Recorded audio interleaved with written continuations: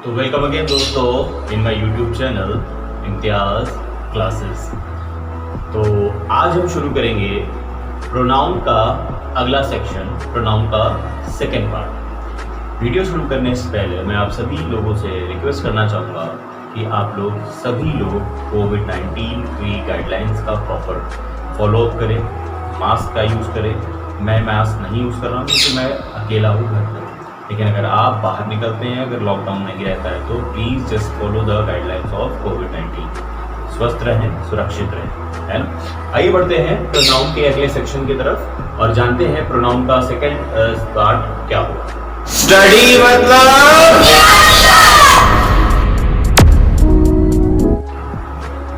तो आइए चलते हैं, जानते हैं सबसे पहले कि रेफ्लेक्सिव प्रोनाउन होता क्या है। रेफ्लेक्सिव प्रोनाउन हमारा ऐसे प्रोनाउन जिसमें सेल्फ या सेल्व्स लगकर आता है उन्हें हम रेफ्लेक्सिव प्रोनाउन कहते हैं। वो प्रोनाउन जिसमें सेल्फ या सेल्व्स लगाया जाता है या लगता है उन्हें हम रेफ्लेक्सिव प्रोनाउन कहते हैं। अब सेल्फ और सेल्व्स में क्या डिफरेंस है दोस्तों? तो सेल्फ सिंगुलर प्रोनाउन या सिंगुलर नाउन के लिए और सेल्व्स प्लूरल प्रोनाउन या प्लूरल नाउन के लिए। इसको आप सिंगुलर सब्जेक्ट भी कह सकते हैं, इसको आप प्लूरल सब्जेक्ट भी कह सकते हैं। मतलब अगर सिंगुलर सब्जेक्ट है और रिफ्लेक्शन आता है तो उसमें हम सेल्फ, और अगर प्लूरल है तो उसमें हम सेल्व्स का यूज कर सकते हैं। आइए जल्दी से जान लेते हैं वो कौन कौन से सिंगुलर प्रोनाउन सब्जेक्ट्स होंगे, प्लूरल प्रोनाउन सब्जेक्ट्स होंगे जिसमें सेल्फ या सेल्व्स का यूज करेंगे हम लोग। सिंगुलर में आ जाएगा, अगर बात करें आप इसमें तो फर्स्ट पर्सन में आई के साथ माई सेल्फ, उधर सेकंड फर्स्ट पर्सन में वी आता है, वी के साथ आवर सेल्व्स, फिर सेकंड पर्सन में यू के साथ योर सेल्फ और यू के साथ योर सेल्व्स भी आता है। अगर बात करें थर्ड पर्सन की तो थर्ड पर्सन में ही के साथ हिम सेल्फ, शी के साथ हर सेल्फ, इट के साथ इट सेल्फ और दे के साथ देम सेल्व्स का यूज किया जाता है। तो समझ में आया दोस्तों? मतलब साफ है कि आई के साथ माई सेल्फ, यू के साथ योर सेल्फ, ही के साथ हिम सेल्फ, शी के साथ हर सेल्फ, इट के साथ इट सेल्फ, वी के साथ आवर सेल्स, यू के साथ योर सेल्स और दे के साथ देम सेल्स का यूज किया जाता है। ये हैं आपके रेफ्लेक्सिव प्रोनाउन। सवाल आता है कि यूज क्या है इन रिफ्लेक्सिव प्रोनाउन का? तो अपने ही सब्जेक्ट के लिए इनका यूज किया जाता है, लेकिन पेपर के पॉइंट ऑफ व्यू से जो क्वेश्चन पूछा जाता है वो थोड़ा टिपिकल है, उसको आप समझना होगा। लेकिन चूंकि हम एकेडमिक के साथ साथ ऑल कॉम्पिटिटिव एग्जाम्स की तैयारी कर रहे हैं तो हर एक चीज़ बेसिक के साथ साथ आपको इम्पोर्टेंस भी बताया जाएगा। बेसिक चीज़ों में सबसे पहले आपको ये पूछा जा सकता है कि एक छोटा सा कोई सेंटेंस दिया जा सकता है, जैसे मैं यहाँ पे एक छोटा सेंटेंस को लिख रहा हूँ, जैसे he is writing by himself. अब यहाँ से आपसे पूछा जा सकता है कि बताइए इस सेंटेंस में रेफ्लेक्सिव प्रोनाउन कौन है? तो जनरल सी बात है, आपको पता होगा यहाँ पर क्या है, हिमसेल्फ। ओके दोस्तों, ये बेसिक्स क्लियर है। और फिल इन द ब्लैंक्स में अगर पूछा जाए जैसे you have done by dash, तो अगर सेंटेंस का सब्जेक्ट यू है तो उसका रिफ्लेक्सिव प्रोनाउन क्या होगा? सिंपल सी बात है, यू का रिफ्लेक्सिव प्रोनाउन योरसेल्फ होगा। और ये योरसेल्फ कहाँ लगाना है, मैंने पहले पीछे वाले वीडियो में आपको बताया हुआ है, ऑल ऑफ यू। अगर ऑल ऑफ यू सेंटेंस में सब्जेक्ट बनता है तो आपको योरसेल्फ लगाना होगा। ओके दोस्तों, चलिए आगे बढ़ते हैं और जानते हैं कि वो इम्पोर्टेंट रूल कौन से हैं जो पेपर के पॉइंट ऑफ व्यू से भी इम्पोर्टेंस रखते हैं। आगे बढ़ते हैं।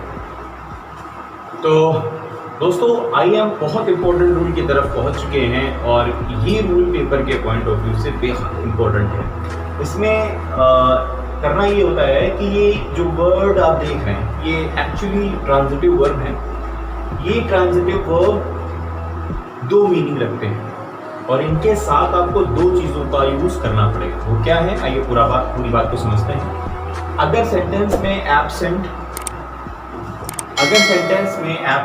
Present, avail, enjoy, introduce, busy, content, tried, hurt और चीट है ना, ETC ऐसे और भी हैं। अगर ये ट्रांजिटिव वर्ब आपको सेंटेंस में दिखाई दे तो आपको रेफ्लेक्सिव प्रोनाउन का यूज करना होता है। किसका? रेफ्लेक्सिव प्रोनाउन का यूज करना होता है। इसके साथ ऑब्जेक्ट भी आ जाता है। तो कहा यह जा सकता है कि जितनी भी ट्रांजिटिव वर्ब यूज की गई हैं उनके साथ आपको क्या करना है कि रेफ्लेक्सिव प्रोनाउन का यूज करना है और साथ ही साथ ऑब्जेक्ट भी लगाना है। ऑब्जेक्ट अगर ना हो तो ट्रांजिटिव वर्ब, और अगर ट्रांजिटिव वर्ब और ऑब्जेक्ट दोनों में कुछ चुनना हो तो भी आपको रेफ्लेक्सिव प्रोनाउन लगाना होता है। ओवरऑल बात समझ में आ गई होगी। आइए सेंटेंस की तरफ आगे बढ़ते हैं। तो ये दो सेंटेंसेस प्रैक्टिस के लिए मैंने दे रखे हैं आपको। इसे करते हैं। लिखा हुआ he introduced to the DM. He introduced to the DM. अब ये इंट्रोड्यूस एक क्या है? ये एक इंट्रोड्यूस एक ट्रांजिटिव वर्ब है। ट्रांजिटिव वर्ब क्या होता है? ये वर्ब मैंने पढ़ाया है, आप उसे चेक कर सकते हैं। ट्रांजिटिव वर्ब उसको कहते हैं जिसके साथ ऑब्जेक्ट की नीड होती है। वर्ब ऐसी वर्ब जिनको ऑब्जेक्ट की नीड होती है उनको ट्रांजिटिव वर्ब कहते हैं। तो इसका मतलब ये है कि इसके दो मीनिंग निकलते हैं। तभी रेफ्लेक्सिव प्रोनाउन आता है, तभी ऑब्जेक्ट आता है। क्या दो मीनिंग निकलते हैं? जरा मीनिंग दोबारा देख लीजिए। एब्सेंट अनुपस्थित होना, कराना। होना रेफ्लेक्सिव प्रोनाउन, कराना ऑब्जेक्ट। प्रेजेंट उपस्थित होना, कराना। अवेल उपलब्ध होना, कराना। एंजॉय आनंद लेना और कराना। इंट्रोड्यूस परिचय हो देना, कराना। बिजी होना, कराना। कंटेंट का मतलब समर्पित होना, कराना। प्राइड अभिमान होना या किसी पर होना। हर्ट धोखा देना या खाना। चीट धोखा देना या खाना। तो अब यहाँ लिखा हुआ है ही इंट्रोड्यूस्ड टू द डीएम। यहाँ पर ही क्या है? सब्जेक्ट। इंट्रोड्यूस्ड क्या है? एक ट्रांजिटिव वर्ब है और ये डीएम यहाँ पर एटसेट्रा है। मतलब यहाँ पर रेफ्लेक्सिव प्रोनाउन भी गायब है और ऑब्जेक्ट भी गायब है। मीनिंग आ रहा है उसने परिचय। अब परिचय दिया या कराया, इंट्रोड्यूस के दो मीनिंग है। अगर आपने यहाँ कराया परिचय दिया तो किसका दिया? वो भी गायब है। और अगर क्या अपना परिचय कराया तो किसका कराया? वो भी गायब है। इसका मतलब ये है, मैंने क्या बताया आपको, कि ऐसी टीवी के साथ जब ना ही ऑब्जेक्ट हो ना ही आपका रेफ्लेक्सिव प्रोनाउन हो तो आप रेफ्लेक्सिव प्रोनाउन को चुनेंगे। अगर ऑब्जेक्ट आ गया तो फिर ऑब्जेक्ट सही माना जाएगा। जैसे यहाँ पर दोनों गायब है तो इसका आंसर यहाँ पर क्या हो जाएगा? यहाँ पर कमी है, ही इंट्रोड्यूस्ड हिमसेल्फ। क्या हो जाएगा? हिमसेल्फ। अपने ही सब्जेक्ट का रिफ्लेक्सिव प्रोनाउन लिखेंगे, ही का himself. He introduced himself to the DM. उसने स्वयं का परिचय कराया डीएम से। नीचे लिखा हुआ है she enjoyed at the party. She enjoyed at the party. यहाँ पर भी वही चीज़ है, दोनों गायब है। लेकिन यहाँ पर क्या होगा कि यहाँ पर आप भी वही चीज़ कर सकते हैं, रेफ्लेक्सिव प्रोनाउन लगा सकते हैं और ऑब्जेक्ट लगा सकते हैं। मतलब अगर यहाँ पर ऑब्जेक्ट लगा होता, जैसे मान लीजिए हम यहाँ लिख दें आइसक्रीम। छोटा छोटा ध्यान से देख लीजिए, मैं लिख रहा हूँ आइसक्रीम लिखा हुआ है यहाँ पर, छोटा यहाँ बड़ा लिख देता हूँ ice cream. She enjoyed ice cream at the party. तो ये सेंटेंस सही हो जाता। नहीं लिखा हुआ है तो इस वजह से हम यहाँ पर रेफ्लेक्सिव प्रोनाउन ध्यान रखेंगे, ऑब्जेक्ट नहीं लिखेंगे। हमने समझाने के लिए आपको लिखा है। मतलब अगर ऑब्जेक्ट भी ना हो, रेफ्लेक्सिव भी ना हो तो रेफ्लेक्सिव चुनेंगे। मतलब रेफ्लेक्सिव का ऑप्शन आपको चेक करना पड़ेगा। और अगर जो है ऑब्जेक्ट आ जाता है तो वो सेंटेंस नो एरर हो जाएगा। कहने का मतलब ये है, अगर सेंटेंस कुछ यूँ होता, she enjoyed ice cream at the party, तो सेंटेंस नो एरर हो जाता। अगर यहाँ पर ये आइसक्रीम ना होता तो सेंटेंस में लिखते हैं she enjoyed herself at the party. Okay, चलिए आगे बढ़ते हैं नेक्स्ट रूल और नेक्स्ट कॉन्सेप्ट की तरफ। तो आइए हम लोग बढ़ चुके हैं प्रोनाउन के कॉन्सेप्ट नंबर 3 की तरफ। काइंड्स ऑफ प्रोनाउन मैंने आपको पहले ही पढ़ा रखे हैं, डिस्क्रिप्शन बॉक्स में उसका लिंक मिल जाएगा। प्लीज़ आप देखें और उसको जानें समझें कि क्या है प्रोनाउन का फर्स्ट पार्ट। ठीक है, यहाँ थर्ड पार्ट है। इसके पहले हम लोगों ने सेकेंड सेक्शन पढ़ा है जिसमें हम लोगों ने रिफ्लेक्सिव प्रोनाउन के बारे में जानकारी जुटाई है। तो अब हम लोग डेमोन्स्ट्रेटिव प्रोनाउन की तरफ आ चुके हैं। डेमोन्स्ट्रेटिव बना किससे है? डेमोन्स्ट्रेशन से। डेमोन्स्ट्रेशन का मतलब होता है इंगित करना, ऐसे ऐसे, ठीक है। तो ये जो आप देख रहे हैं दिस दैट दीज दोज, ये हैं आपके demonstrative pronoun. Demonstrative pronoun this that these those, इनके क्या कॉन्सेप्ट, क्या रूल है? तो देखिए दिस क्या होता है, ये पास की चीजों के लिए, पास की वस्तुओं के लिए, ठीक है, और सिंगुलर के लिए। पास की वस्तुओं के लिए और सिंगुलर के लिए, दैट दूर की वस्तुओं के लिए और सिंगुलर के लिए, दीज पास की वस्तुओं के लिए और प्लूरल के लिए, और दोज दूर की वस्तुओं के लिए और प्लूरल के लिए। समझ में आ गई बात दोस्तों? This that these those singular plural में आता है। जब ये चीज बच्चों को पढ़ाई जाती है तो उनसे ये चीजें पिक्चराइज कराकर डेमोन्स्ट्रेशन में लाई जाती हैं। जो चीज पास होती है हम उसे कह लेते हैं, जैसे ये मार्कर मेरे पास है, मैं कहूँगा दिस इज अ मार्कर। अब वो मार्कर वहां दूर रखा होगा तो मैं कह नहीं सकता दैट इज अ मार्कर हो जाएगा। बात समझ में आ रही? लेकिन ये चीज पिक्चराइज कैसे हो सकती है?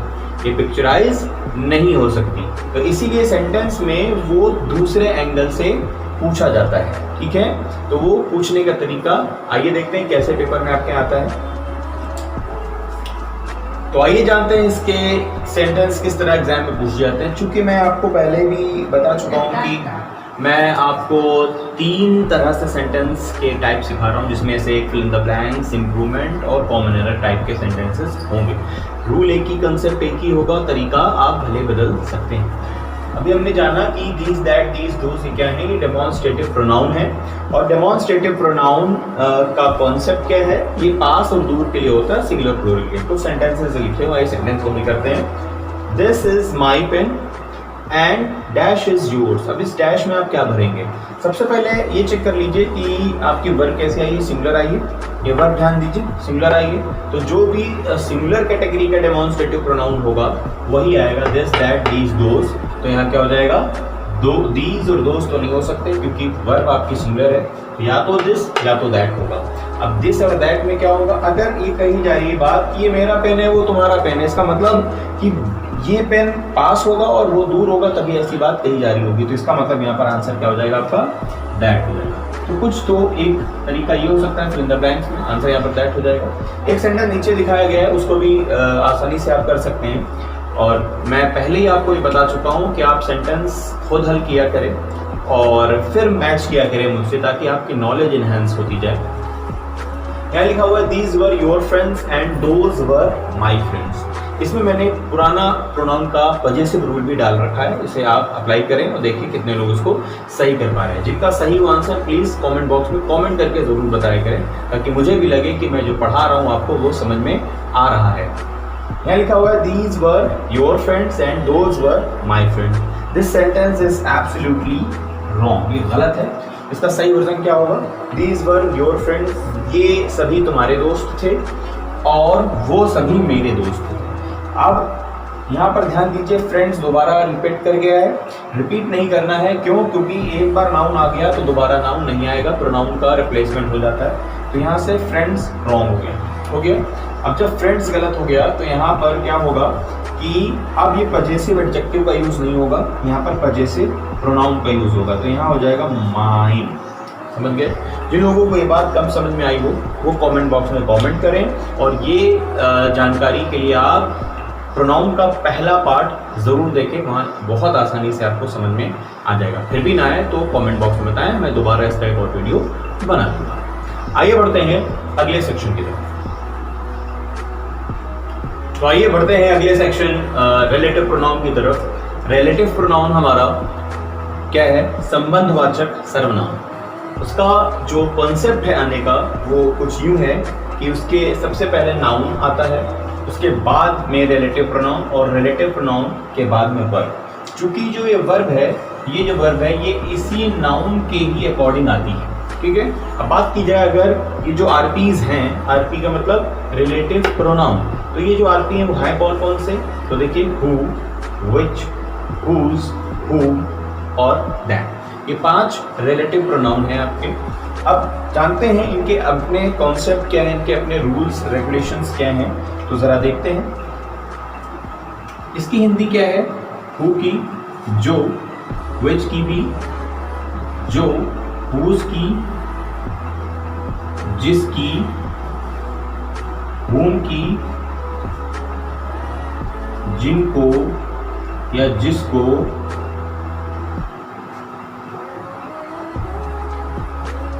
और दैट की जो, ठीक है।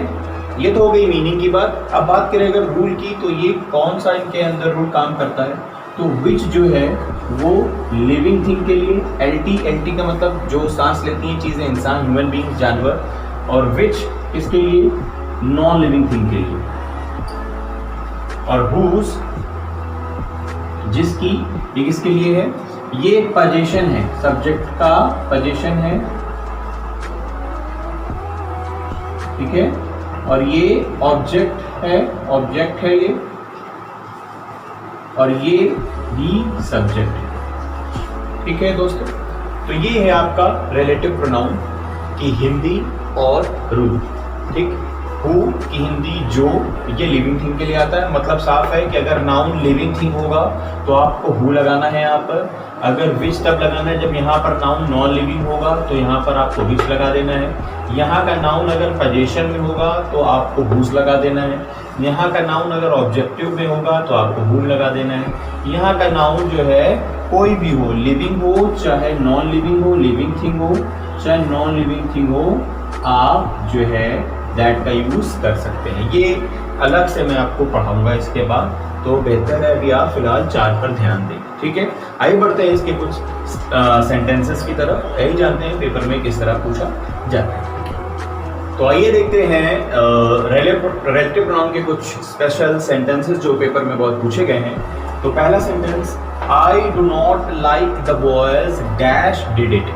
तो चूंकि जैसा कि मैंने रूल आपको पहले ही बता दिया है कि नाउन आएगा उसके अकॉर्डिंग ही रिलेटिव प्रोनाउन आता है, ठीक है, जिसकी हिंदी मैंने आपको पहले ही बता दी है, रूल कॉन्सेप्ट भी बता दिया है। तो यहाँ पर ध्यान से देखिए ये क्या है, और एक चीज और, सब्जेक्ट ऑब्जेक्ट का भी ख्याल रखना है आपको। जैसे यहाँ पर चल रहा है I do not like the boys, ठीक है, I do not like the boys. यहाँ पर जो है सब्जेक्ट कौन है, काम कौन सा कर रहा है, यहाँ पर काम कौन सा हुआ है करने का, तो यहाँ सब्जेक्ट ही करेगा। और नाउन कौन सा आया, रिलेटिव प्रोनाउन का जो पहले नाउन आया है वो लिविंग थिंग है, तो इसलिए यहाँ पर आंसर क्या हो जाएगा आपका, यहाँ आंसर हो जाएगा आपका हु। समझ में आया, ठीक है। हु क्यों हुआ है दोबारा अच्छे से समझ लीजिए। सवाल हु क्यों हुआ है, विच क्यों नहीं हुआ, चूंकि ये नॉन लिविंग नहीं है इसलिए विच नहीं हुआ। हुज क्यों नहीं हुआ, क्योंकि ये पोजीशन में नहीं है इसलिए विच नहीं हुआ, हुज नहीं हुआ। हुम क्यों नहीं हुआ, चूंकि ये काम किया गया है और काम ऑब्जेक्ट नहीं कर सकता, सेंटेंस में सब्जेक्ट ही काम करते हैं, इस वजह से यहाँ पर ये सब्जेक्ट माना जाएगा, इसलिए यहाँ पर जो भी आएगा वो सब्जेक्टिव केस आएगा, हुआ जाएगा। आप कह सकते हैं दैट क्यों नहीं है, बिल्कुल दैट आ सकता है, लेकिन आप दैट को अलग रखिए, उसके कुछ कंसेप्ट अलग हैं, वही पेपर में पूछे जाते हैं, ठीक है। हाँ, हालांकि यहाँ पर दैट भी आ सकता है। अगला है दिस इज द कार। अब यहाँ पर क्या होगा, कार क्या है, लिविंग नॉन लिविंग, सबसे पहले देखते हैं। तो ये नॉन लिविंग है, तो यहाँ आंसर क्या हो जाएगा, विच हो जाएगा, ठीक है। आप अगर क्लियर और करना चाहे भाई यहाँ हु क्यों नहीं होगा, तो हु इसलिए नहीं होगा क्योंकि नॉन लिविंग है। आप पूछा जाए हुज क्यों नहीं होगा, क्योंकि पोजीशन में नहीं है ना, पढ़ने से कहीं नहीं लग रहा पोजीशन में है। पूछा जाए कि यहाँ पर हुम क्यों नहीं होगा, क्यों की फिर से वही चीज है, यहाँ पर ध्यान से देखिए, बात सब्जेक्ट की ही की गई अभी भी यहाँ पर, ठीक है। कार, यहाँ पर सब्जेक्ट कोई और कुछ बात ही नहीं हुई है, तो यहाँ पर कार सब्जेक्ट ही है, इस वजह से यहाँ पर विच आ जाएगा। दूसरा दैट भी आ सकता है, क्योंकि दैट जो है दोनों के लिए आता है, ठीक है। अब अगला थर्ड करते हैं, the sun dash rays come to the earth in 8 minute. 8 minute करीब 16 सेकेंड है, जगह नहीं है इस वजह से मैंने 8 मिनट लिख दिया है। तो द सन, सूरज जिसकी किरणें, सूरज जिसकी किरणें, पोजीशन सूरज में किरणें होती हैं, पोजीशन आ रहा है इस वजह से यहाँ आंसर हो जाएगा आपका हुज, ठीक है। आखिरी चौथा देखते हैं, दिस इज द बॉय, ये वही लड़का है, dash I saw in the market. अभी सेंटेंस में अगर सब्जेक्ट देखा जाए तो कौन है, सेंटेंस में सब्जेक्ट क्या है, आई है, ठीक है, काम हुआ है ना सॉ का, तो किसने किया है, आई ने किया है। अब आई ने क्या देखा है, लड़के को देखा है, तो लड़की, इस ब्लैंक में जो बात हो रही है वो किसके बारे में बात हो रही है, वो लड़के के बारे में बात हो रही है। इस वजह से यहाँ पर अब क्या हो जाएगा, whom हो जाएगा। बहुत इंपॉर्टेंट चीज़ है ये, इसको ध्यान से समझिए, ना आया हो तो कमेंट बॉक्स में कमेंट करें, इसके लिए मैं और कोशिश ज़रूर करूँगा। फिर भी एक बार और बता देता हूँ, ये चीज़ अगर आप सेंटेंस में पढ़ेंगे, ब्लैंक किसके लिए आया है, तो ये ब्लैंक आई के लिए नहीं आया है। देखिए मीनिंग, ये वही लड़का है मैंने देखा था, मैंने देख, यहाँ पर ब्लैंक कौन है, जो लड़का मैंने देखा है, लड़के के बारे में, और लड़का क्या है, लड़का सब्जेक्ट नहीं, क्योंकि सब्जेक्ट तो आई है, इसलिए ये ऑब्जेक्ट हुआ, तो ऑब्जेक्ट के लिए यहाँ पर क्या होगा, हु का हु मिलेगा। ओके दोस्तों, आइए बढ़ते हैं अगले कॉन्सेप्ट की तरफ। आइए हम लोग बढ़ते हैं रूल ऑफ द की तरफ। कहाँ हम, रूल ऑफ दैट की तरफ, माफी ये गलत लिख गया है यहाँ पर, रूल ऑफ दैट है, use of that, relative pronoun that है, दैट कहाँ कहाँ लगाना है हमको। तो सबसे पहला जो कॉन्सेप्ट है वो है आपका सुपरलेटिव डिग्री। अगर सेंटेंस में कहीं सुपरलेटिव डिग्री का यूज किया गया है तो आप सेंटेंस में रिलेटिव प्रोनाउन जो लगाएंगे वो सिर्फ और सिर्फ दैट लगाएंगे। भूल जाइए लिविंग नॉन लिविंग के पहले वाले रूल, इसीलिए मैं कह रहा था मैं दैट आपको आगे सिखाऊंगा अलग तरह से, ठीक है। अब एक सेंटेंस लिखा हुआ है, उसकी जो है ये प्रैक्टिस करते हैं। लिखा हुआ है, this is the best pen which I have bought, ठीक है। तो मैंने आपको पहले एक कंसेप्ट बताया था क्या, कि रिलेटिव प्रोनाउन कहाँ लगाना होता है, नाउन आता है, उसके बाद रिलेटिव प्रोनाउन आता है, उसके बाद वर्ब आती है। तो मतलब पहले वाले नाउन को देख लीजिए, तो यहाँ विच लगा हुआ है, इसका मतलब इस नाउन को देख लीजिए, तो यहाँ आंसर हो जाएगा। पेन क्या है आपका, पेन नॉन लिविंग है, तो यहाँ विच हो जाना चाहिए था, तो सही है सेंटेंस। लेकिन नहीं, ये सेंटेंस रॉन्ग है। वजह क्यों रॉन्ग है भाई, क्योंकि सुपरलेटिव डिग्री आ गई है। अगर सेंटेंस में सुपरलेटिव, और सुपरलेटिव क्या होती है, जिन लोगों को सुपरलेटिव डिग्री ही नहीं पता उनके लिए ये रूल नहीं बना है। आइए चलते हैं, थोड़ा सा जानकारी कर लेते हैं सुपरलेटिव डिग्री क्या होती है। सुपरलेटिव डिग्री जैसे बेस्ट, जैसे मोस्ट, जैसे चीपेस्ट, जैसे फास्टेस्ट, मतलब जिसमें एसटी लग जाता है, ईएसटी लग जाता है, वो सुपरलेटिव डिग्री होती है। 3 डिग्री होती है, positive, comparative, superlative. In short बता रहा हूँ क्योंकि हमारा टॉपिक ये नहीं है। तो जैसे बेस्ट, चीपेस्ट, फास्टेस्ट, नियरेस्ट, है ना, लोएस्ट, ये सब क्या है, ये सब आपके सुपरलेटिव डिग्रीज हैं। अगर सेंटेंस में आते हैं तो आपको एक ही रिलेटिव प्रोनाउन यूज करना है, उसका नाम है दैट। तो यहाँ पर बेस्ट आ गया है। अब यहाँ पर नॉन लिविंग और लिविंग का कोई कॉन्सेप्ट नहीं काम करेगा, डायरेक्ट आप सुपरलेटिव डिग्री का यूज करेंगे, डायरेक्ट आप दैट रिलेटिव प्रोनाउन का यूज करेंगे। यहाँ पर ये विच रॉन्ग है, क्या हो जाएगा, दैट हो जाएगा। ओके दोस्तों, समझ में आया। आइए बढ़ते हैं कुछ दैट के अलग और नेक्स्ट कॉन्सेप्ट की तरफ। तो आइए बढ़ते हैं अगले section, rule number 2 of that rule के तरफ। लिखा हुआ है कि अगर सेंटेंस में आपके ओनली, एनीथिंग, थिंग की कोई भी सीरीज हो, ठीक है, थिंग की कोई भी सीरीज हो, एनीथिंग, समथिंग, एवरीथिंग की कोई भी सीरीज हो, एनी, फ्यू, फ्यू की भी कोई सीरीज हो, few the, few a few, little की भी कोई सीरीज हो, अ लिटिल, द लिटिल, है ना, एक एक लिख दिया मैंने, सच, सेम, ऑल, अगर ये सेंटेंस में आते हैं तो आपका रिलेटिव प्रोनाउन कौन होगा, वो सिर्फ और सिर्फ दैट होगा। सेंटेंस 2 लिखिए, प्रैक्टिस करते हैं। This is the same boy dash me yesterday, dash कुछ गलत यहाँ लिखा हुआ है, मेट होना चाहिए था, met me yesterday, dash met me yesterday. तो यहाँ पर क्या हो जाएगा, देखिए सेम आ गया, सेम। तो अब रिलेटिव प्रोनाउन मांग रहा है, नाउन, वर्ब आ रही है, देखिए, है ना, वर्ब आ रही है ना, नाउन, रिलेटिव प्रोनाउन, वर्ब। तो यहाँ पर इस नाउन के अकॉर्डिंग अब नहीं चलेंगे, अब हमको सिर्फ सेम के अकॉर्डिंग चलना है। अगर सेंटेंस में सेम आ गया तो क्या करेंगे, सिर्फ और सिर्फ यहाँ लगा देंगे दैट, तो यहाँ से यहाँ क्या हो जाएगा आपका, दैट हो जाएगा। नीचे देखिए ऑल आ गया, ऑल आ गया। अब यहाँ पर आप क्या लगा दीजिए, डायरेक्ट दैट, ठीक है। होपफुली आपको समझ में आ रहा होगा। और तो आज के लिए इतना ही, और उम्मीद है आपको वीडियो ज़रूर पसंद आया होगा। अगर वीडियो समझ में आया हो, पसंद आया हो, और आपको लगा हो कि आपको प्रोनाउन में कुछ इंपॉर्टेंट चीज़ें समझ में आई, तो प्लीज़ अभी तक जिन लोगों ने चैनल को सब्सक्राइब नहीं किया है, प्लीज़ चैनल को सब्सक्राइब करें, कमेंट करें, लाइक करें और शेयर करें अपने सभी दोस्तों को।